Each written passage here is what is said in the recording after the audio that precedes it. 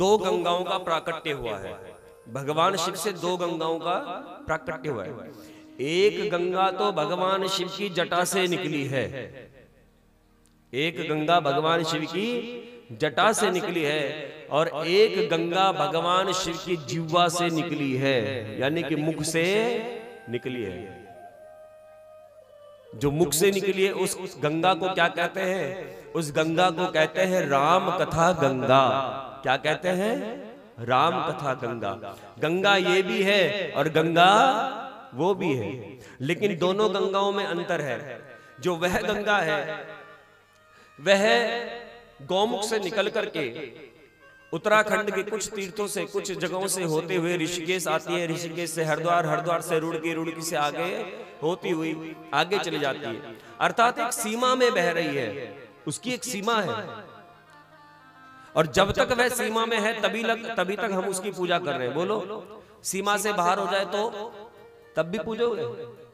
आज तो हम जय गंगे मैया है खूब आरती उतारते हैं, पूजा करते हैं, पत्र पुष्प डालते हैं, पूजन करते हैं, लेकिन जिस दिन ये गंगा सीमा से बाहर आ गई तब भी पूजा करोगे? बोलो। अब ये टिहरी डैम बना हुआ है, टिहरी में, आपने पता नहीं देखा कि नहीं देखा? टिहरी डैम है, लगभग 1-1.5 किलोमीटर की दीवार है जिससे गंगा का पानी रोका हुआ है। 1.5 किलोमीटर की दीवार। जिस दिन टिहरी डैम टूट जाए उस दिन क्या होगा जानते हो? मात्र 10 मिनट के भीतर ऋषिकेश, हरिद्वार, मुजफ्फरनगर, सहारनपुर, मेरठ, गाजियाबाद, मोदी नगर, आधा दिल्ली साफ 10 मिनट में। तब भी पूजोगे? तब भी उतारोगे आरती? हे गंगा मैया, बहुत अच्छा किया तूने हमें भाग के लेगी। बोलो, कब तक पूजा हो रही है? जब तक वो एक सीमा में बह रही है। वो सीमा से बाहर नहीं बहती, उसकी एक सीमा है, और सीमा में इसीलिए पूजनीय है। तो वह गंगा एक सीमा में बहती है, लेकिन राम कथा गंगा की, भगवान की जो कथा रूपी गंगा है, इसकी कोई सीमा नहीं है। ये आपके गांव रिझानी में भी हो रही है, मेरठ में भी हो रही है, मुजफ्फरनगर में भी, सहारनपुर में भी, दिल्ली में भी, मुंबई में भी, उत्तर भारत में भी, दक्षिण भारत में भी, देश में भी और विदेश में भी बह रही है। ये इस कथा गंगा की महत्ता है, इसकी कोई सीमा नहीं है, इसकी कोई सीमा नहीं। उस गंगा के पास यदि आपको जाना है तो समय, संपत्ति, स्वास्थ्य और श्रद्धा, ये चारों चीज होनी चाहिए, तब जाकर के आप जाओगे स्नान करने के लिए। पहला तो आपके पास समय होना चाहिए। बहुत से लोग तो ऐसे जो हरिद्वार में रहने वाले हैं वो भी गंगा स्नान नहीं कर पाते।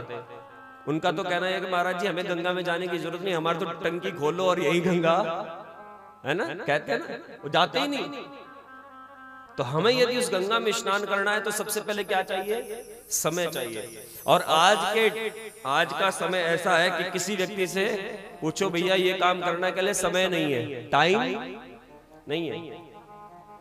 किसी के लिए कथा के लिए कहो भैया चलो कथा में करना है, चलना है 14 तारीख से लेकर के 21 तारीख तक कथा है भगवान की, चलोगे? कह ले क्या करें भैया, टाइम ही नहीं है। और कई लोग तो इतना तक कहते हैं भैया क्या करें, हमारे पास तो मरने की भी फुर्सत है। तो भैया मरने के लिए फुर्सत निकालने की जरूरत नहीं है। जिस दिन यमराज का बुलावा आएगा ना तो अपनी अटैची भी, अपने कपड़े भी रख नहीं पाओगे, इतनी जल्दी बुलावा आएगा। लेकिन कह देता है मरने की, सांस लेने की फुर्सत नहीं है। कहां जाने की बात कर रहे हो, सांस लेने की फुर्सत नहीं है। तो व्यक्ति के पास समय नहीं है। आज के किसी व्यक्ति को कहो चलो भैया कहीं जाना है ना जी, समय नहीं। घूमने के लिए कहोगे हाँ चलेंगे, लेकिन तीर्थ यात्रा के लिए जी टाइम ही नहीं है। तो समय चाहिए।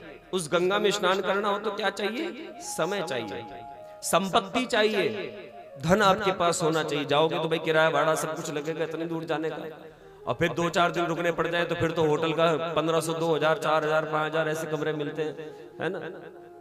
संपत्ति चाहिए, स्वास्थ्य चाहिए, आपका स्वास्थ्य ठीक हो। कई बार व्यक्ति घर से निकल जाता है लेकिन गंगा जी के घाट पर पहुंचते पहुंचते बुखार चढ़ जाता है, फिर नहाने का मन भी नहीं करता, बीमारी हो जाती है।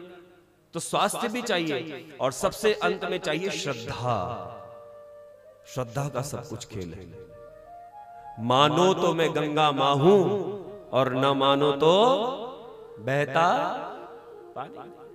कुछ लोग गंगा स्नान करने के लिए नहीं जाते, पिकनिक मनाने के लिए जाते हैं। जैसे फन पार्क होते हैं ना जगह जगह, वैसे ही समझ लिया लोगों ने वहां।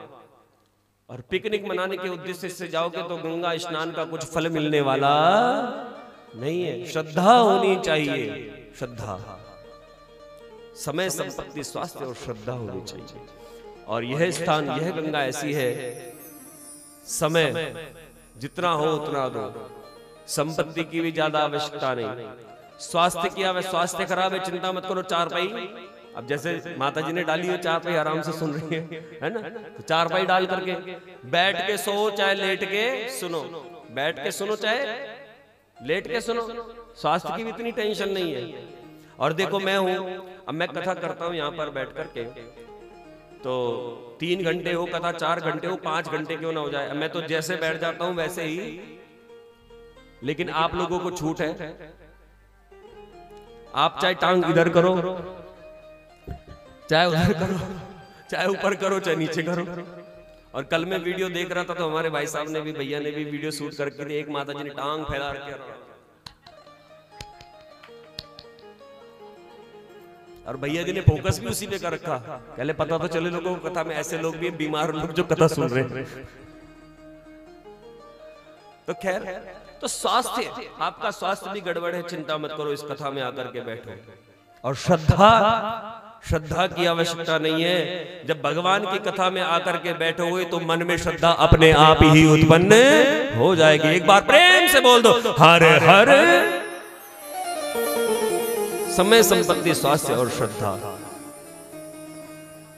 उस गंगा के पास जाना पड़ता है, लेकिन ये कथा रूपी गंगा आपके पास खुद चल करके आती है, खुद चल करके आती है।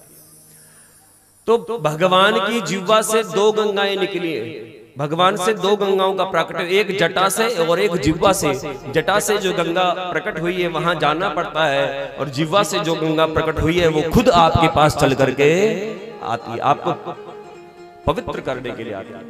उस गंगा में जब हम जाते हैं तो डुबकी लगाते हैं, कई लोग 11 डुबकी, कई लोग 21 डुबकी, कई लोग 51, कई लोग 108 डुबकी तक मारते हैं उस गंगा में।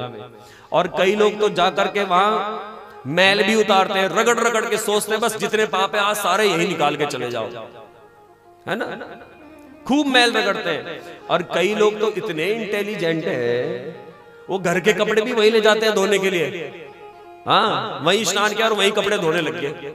जबकि हमारे यहाँ नियम है कि जब आप गंगा जी में स्नान करें तो गंगा जी में स्नान करने के पास जो गंगा जी के वस्त्र होते हैं उनको निचोड़ना भी, उनको ज्यों का त्यों वापस लाना चाहिए। लेकिन कुछ लोग वहीं धोना शुरू कर देता है, देखी जाएगी रगड़ रगड़ के खूब मैल, सारा मैल निकाले। उस गंगा में जाकर के भैया आपका तन पवित्र हो सकता है, लेकिन मन पवित्र होता नहीं, मन पवित्र नहीं होता। और तन भी तब तक पवित्र रहेगा, वहां से बाहर निकले तो फिर दोबारा है, तो वहां जाकर के तन पवित्र हो सकता, मन पवित्र नहीं होता। लेकिन ये भगवान की कथा रूपी गंगा ऐसी है, यहां तन लगाओ तो तन पवित्र होता है, मन लगाओ तो मन पवित्र होता है, और धन लगाओ तो धन भी पवित्र होता है। ये भगवान की कथा रूपी गंगा है। इसलिए मैंने पहले दिन कहा था भैया तन मन धन से सहयोग करना, तन भी लगाना है, मन भी और धन भी लगाना है। जो लगाओगे वही पवित्र होगा।